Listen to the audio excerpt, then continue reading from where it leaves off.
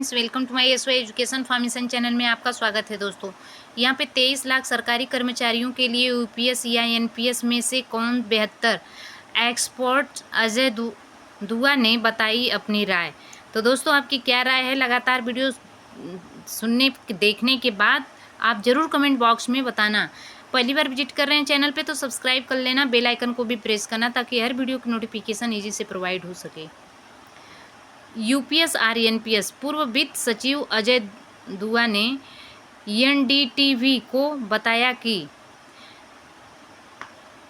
कि अब जो नई स्कीम है वो ज़्यादा ओपीएस जैसी ही है।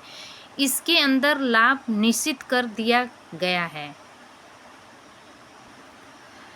यूनिफाइड पेंशन स्कीम यूपीएस में क्या खासियत है? क्या ये नेशनल पेंशन सिस्टम एनपीएस से बेहतर है?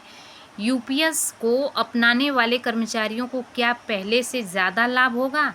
दरअसल प्रधानमंत्री नरेंद्र मोदी की अध्यक्षता में केंद्र मंत्रिमंडल शनिवार को सरकारी कर्मचारियों के लिए यूपीएस को मंजूरी दे दी है।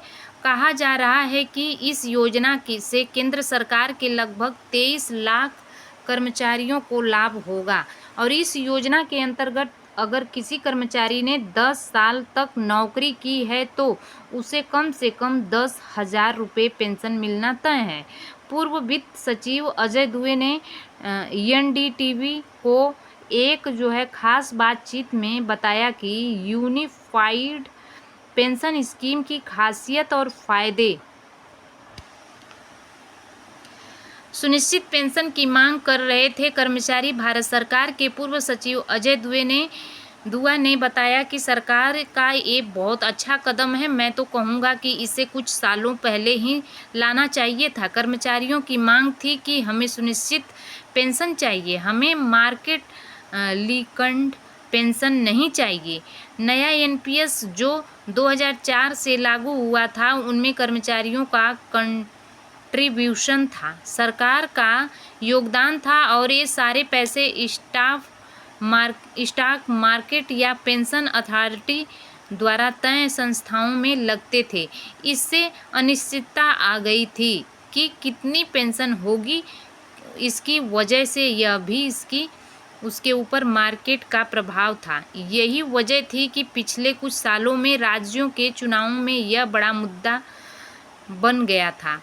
जब नॉन एनडीए सरकार आई तो उन्हें इसे रद्द कर दिया था और पुरानी ओपीएस पर चले गए थे और ओपीएस जैसी ही नई स्कीम।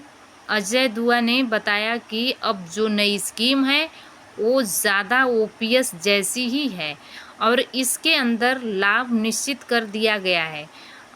इफ्लोन्स इंडेक्सेस कर दिया गया है।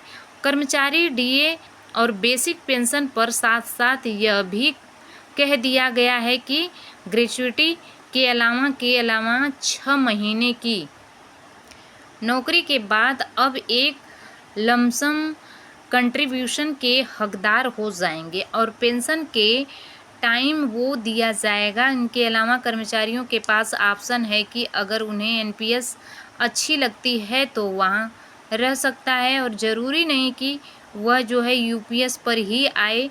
और ये जो फ्लेक्सिबिलिटी दी गई है वो अच्छी बात है। केंद्र कर्मचारियों की मांग को सरकार ने पूरा किया है। अब वे दिल लगाकर काम करेंगे। वही राजनीतिक पार्टी जो इसका फ़ायदा उठा रही थी उनके पास अब एक मुद्दा कम हो जाएगा। सरकार ने सोच समझकर एक कमेटी बनाकर अपने ऊपर ज़्यादा बोझ नहीं लिया है।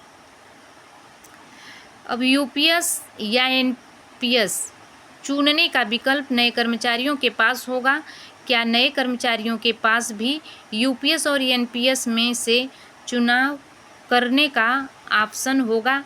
अजय दुआ बताते हैं कि ये विकल्प नए कर्मचारियों के पास भी होगा जिन्हें किसी की भी 1 अप्रैल 2024 के बाद भर्ती हुई है और उनके पास ऑप्शन का हिसाब लगा कर एनपीएस और यूपीएस में जा सकता है।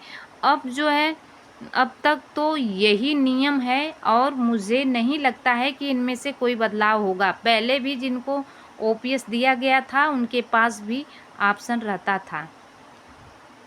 सरकार ने अतिरिक्त बोझ अपने ऊपर लिया। सरकार ने अपना योगदान यूपीएस में बढ़ाया है और कर्मचारी के रिस्क फैक्टर को कम किया गया है और इनसे बाजार पर जो निर्भरता थी वे कुछ हद तक कम हुई है। यहाँ पर इस पर पूर्व सचिव ने कहा है कि पहले प्लान का जो है कंट्रीब्यूशन 10% था, वो अभी भी रहेगा। सरकार की हिस्सेदारी थी 14%, जिससे कि 18.5% तक ले जाने का प्रावधान किया जा रहा है। इससे कर्मचारियों पर कोई अतिरिक्त बोझ नहीं पड़ने वाला है। सरकार ने 6,250 करोड़ का बोझा अपने ऊपर लिया है। यूपीएस या एनपीएस क्या है? बेहतर विकल्प कर्मचारियों के लिए मौजूदा समय में क्या बेहतर विकल्प होगा? यूपीएस या एनपीएस? अजय दुआ ने बताया कि अभी देखने से तो लगता है कि यूपीएस अच्छा विकल्प होगा। इनकी वजह से यह है कि सरकारी कर्मचारी निश्चितता चाहते थे और पिछले 15 से 20 सालों से इनकी ये मांग थी। इस स्कीम में 50%, 25 साल की नौकरी पर 60%, family pension, indexations benefits, index inflation benefits और एक लमसम बेनिफिट्स भी, और इसके साथ ही ऑप्शन भी। एनपीएस में थोड़ा रिस्क फैक्टर ज़्यादा होता है, जिससे कि प्राइवेट सेक्टर के कर्मचारी अपनाना पसंद करते हैं। इसलिए मुझे लगता है कि ज़्यादातर सरकारी कर्मचारी अब यूपीएस की तरफ जाएंगे। 10 साल नहीं तो भूल जाओ पेंशन। क्या काम के वर्षों का भी पेंशन पर असर पड़ेगा?